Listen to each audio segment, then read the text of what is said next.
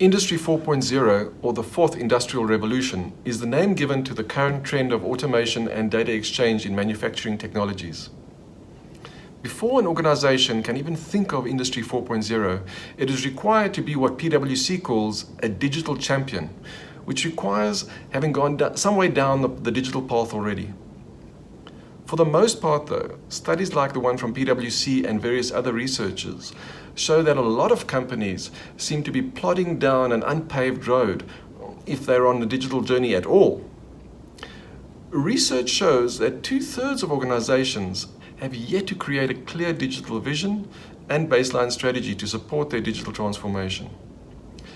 In most countries, digital transformation is conservative and intermittent, which indicates a fear of the process or a lack of understanding of how valuable it will be in the midterm to long run.